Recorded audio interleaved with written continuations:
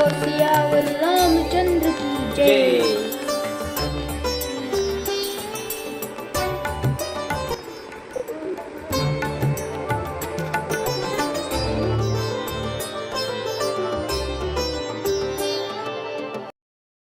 Hello नमस्कार, कसे आहात सर्वजण? सर्वांना सर्वप्रथम श्री स्वामी समर्थ आणि ओम नमः शिवाय। आजचा दिवस तुम्हाला खूप छान आनंदाचा व आरोग्यदायी जावो। तर आज आहे रामनवमी आणि रामनवमीच्या तुम्हाला सगळ्यांना खूप खूप शुभेच्छा। बघा आपल्या प्रतीक्षाने छान अशी पूजा मांडली आहे आणि माझ्या कामामध्ये मी प्रतीक्षाचा अर्धश्री असतं। बघा किती छान मस्त पूजा मांडली आणि हा निवेद्य केला देवाला मी, जे की 2 फळांचा आणि ह्याच्यामध्ये अजून भात होतोय आपला। तोपर्यंत म्हटलं चला आरती वगैरे करून घेऊन नंतर गरम गरम भात जो आहे तो ह्याच्यामध्ये टाकू आपण। तोपर्यंत आपली रामाची आरती वगैरे करू, थोडीशी पूजा वगैरे जी आहे ना ती करत आहोत। तर छान अशी मस्त रांगोळी काढली, थोडीशी ताटावरती म्हणजे ताट ठेवण्यासाठी पाटावरती रांगोळी काढली आणि सरगरी थोडंसं। तर बघा अशी छान अशी पूजा झाली आपली।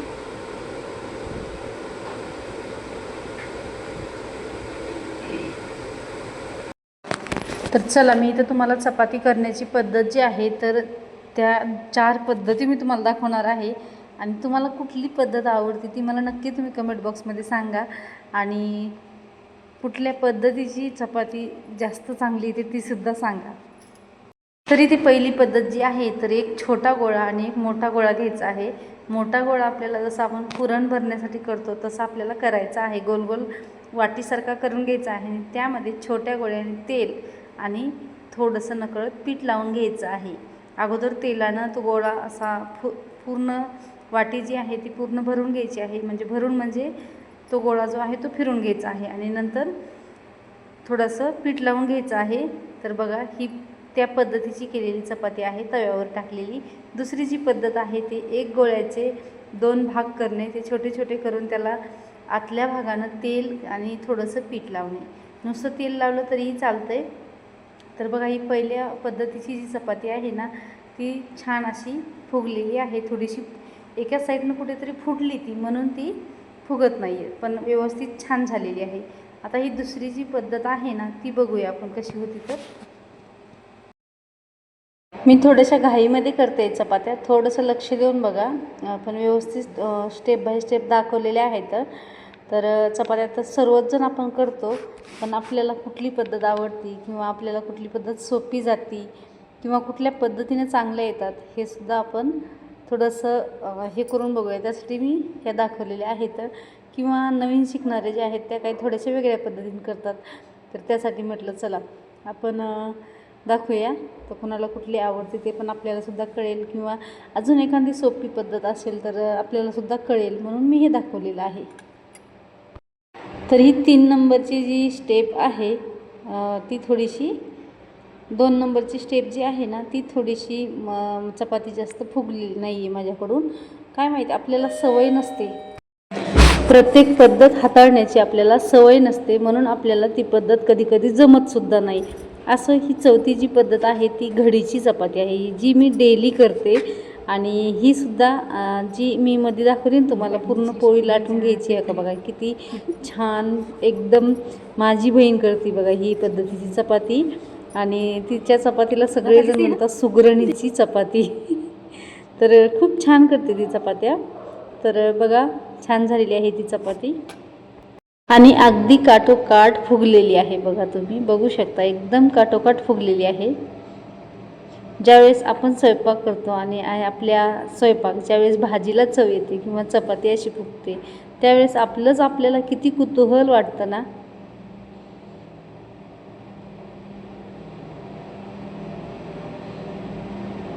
पहिलं ज्यावेळेस नवीन चपात्या करायची त्यावेळेस कोणी पण एखाद्यानं जर अशी तव्यावर घडी करून चपाती भाजली तर म्हणायची की ती खूप घड्या करून चपात्या भाजते, करताना सुद्धा खूप घडीच्या चपात्या करते। मला समजायचंच नाही घडीची चपाती कशी करायची असते ते।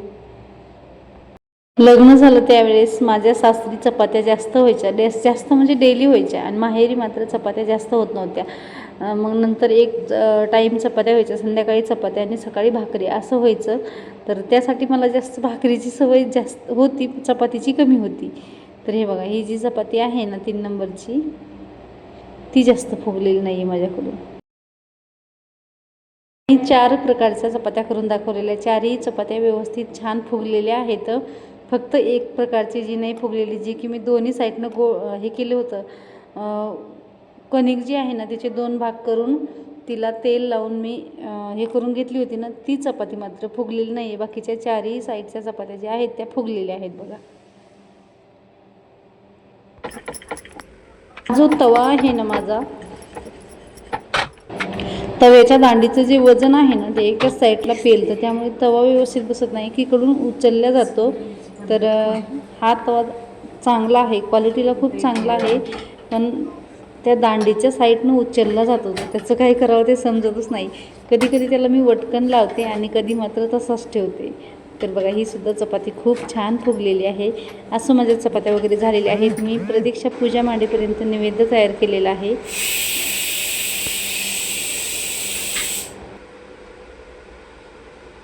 बघा, आपल्याकडून ज्यावेळेस सेवा करून घ्यायची असते ना देवाला, तर तो कुठल्याही पद्धतीनं करून घेतो. आता मी आज असं काहीच ठरवलेलं नव्हतं, बाहेर सुद्धा गेले होते, पण माझ्याकडे मूर्ती वगैरे नव्हती, त्यामुळे मी फुलं वगैरे आणण्याचा पण अट्टहास वगैरे काही केला नाही. म्हणजे की असं डोक्यात नाही घेतलं की बाबा चला आपल्याला पूजा करायचीच आहे तर आपण फुलं वगैरे घेऊया. पण ह्यांनी नंतर थोडंसं बाहेर गेले होते, म्हणजे दवाखान्यात गेले होते.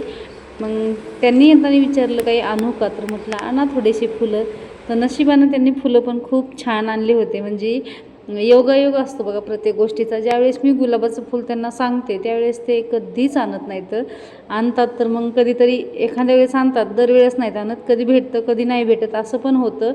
आणि एखाद्या वेळेस ते त्याच्या किमती आवाची सवा सांगतात. एक फुल कुठं 20 रुपयाला 25 रुपयाला असं सांगतात. 5 रुपयाला 10 रुपयाला दिलं तर ठीक आहे म्हणून घेऊन येतात जर दिलं तर.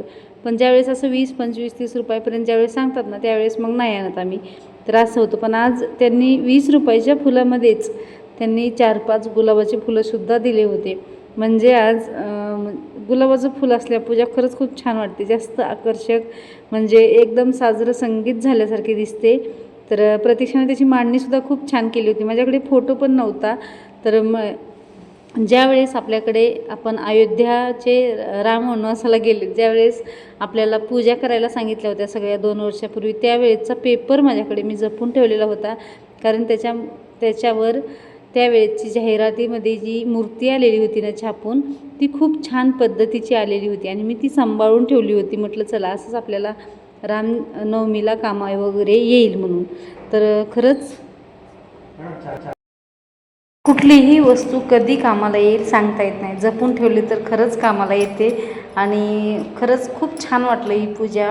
म्हणजे कुठलंही हे नाही करता, तयारी न करता अशी देवाच्या मनात असेल तर अशी साजरं संगीत पूजा करून घेतो.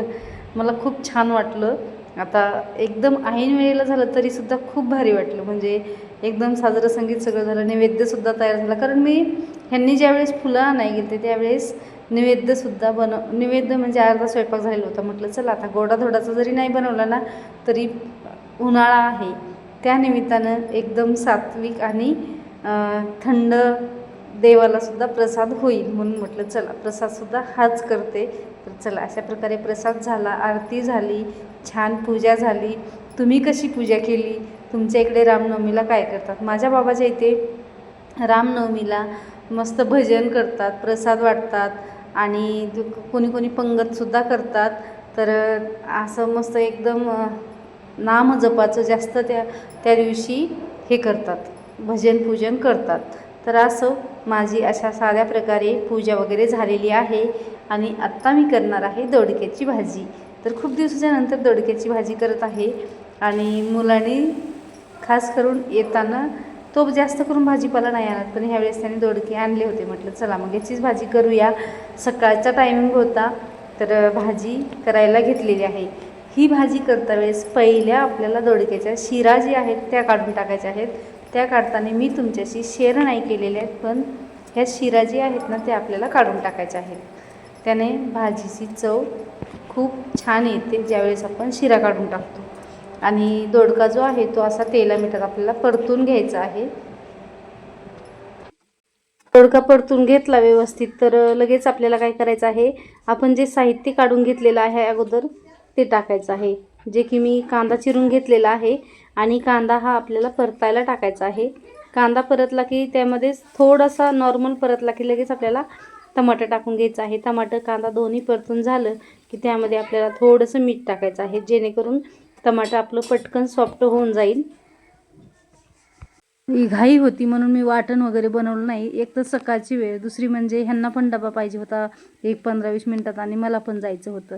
मग मला ह्यांना डबा असता तर मी वाटणाचं पण केलं असतं, पण आता ह्यांना मला पण आवरायचं होतं. त्यामुळे मग माझं पण तेवढ्या वेळेत आवरण झालं पाहिजे म्हणून मी काय केलं, एकीकडे कणिक मळायला घेतली आणि एकीकडे हे आपलं मिडियम गॅसवरती ही भाजी टाकलेली आहे. त्यामुळे थोडासा वेळ लागत आहे भाजी व्हायलाही आणि नसता ही भाजीसुद्धा पटकन होते. याच्यामध्ये तुम्हाला थोडंसं पुरवणीचा किंवा रस्सा भाजी जास्त करायची असेल तर तुम्ही ह्याच्यामध्ये थोडंसं बेसन पीठ घालू शकता आणि थोडंसं नारळाचा कूटसुद्धा घालू शकता. जे की आपण लसूण खोबरं अद्रक काढतो, मी तर लसूण ठेचून टाकलेलं आहे, बाकी पीठ वगैरे नाही वापरलेलं. कारण माझ्या इथं रश्श्याची भाजी जास्त करून नाही कोणी खात, थोडीशी अंगापुरती लपतप भाजी करत आहे मी, त्यासाठी हे प्रमाण मी घेतलेलं आहे. सर्व मसाले घेतलेले आहे, त्याच्यामध्ये कांदा लसूण मसाला घेतलेला आहे, लाल तिखट घेतलेलं आहे, घरचं काळं तिखट घेतलेलं आहे आणि थोडासा शेंगदाण्याचा कूट घातलेला आहे. बस याला व्यवस्थित तेलामध्ये परतून घ्यायचं आणि एक थोडंसं अर्धा कप पाणी टाकून ह्याला तेल सुटेपर्यंत हा मसाला आपल्याला परतून द्यायचा, जेणेकरून आपला मसाला एकदम शिजल्या जातो आणि त्याला तेलसुद्धा सुटतं. नंतर ज्यावेळेस आपण पाणी घालतो ना त्यावेळेस पांढरी भाजी होत नाही, भाजीचा रंग उठत नाही, त्यासाठी याला थोडंसं पाणी घालून शिजून द्यायचं आहे. तर बघायला मस्त तेल असं सुटलेलं आहे. हे असं तेल सुटल्याच्या नंतर ह्याच्यामध्ये तुम्ही तुमच्याकडे असेल तर थोडंसं दही किंवा दुधाची साय ह्याच्यामध्ये तुम्ही घालू शकता. तर माझ्याकडे नव्हती ती दोन्ही पण, आणि असेल थोडीफार तरी मी बघायला काही वेळ नव्हता माझ्याकडे. चला मी थोडीशी कोथिंबीर घातली आणि जो आपण उकडून घेतलेला हे आहे ना दोडका, तो घालून घ्यायचा आहे. बस याला सगळं व्यवस्थित हलवून 5-10 मिनटं वाफेवरती ठेवायचं आणि आपल्याला जसा पाहिजे तसा थोडासा रस्सा याला बनवून घ्यायचा. तर चला इथं माझी भाजी झालेली आहे. भाजीला रंग टेक्स्चर छान आलेला आहे. रस्सा भाजीसुद्धा मस्त झालेली आहे, एकदम सुकी पण नाही आणि एकदम पातळ पण नाही. तर चला भेटूया नेक्स्ट व्हिडिओमध्ये. तोपर्यंत सर्वांना बाय आणि श्री स्वामी समर्थ.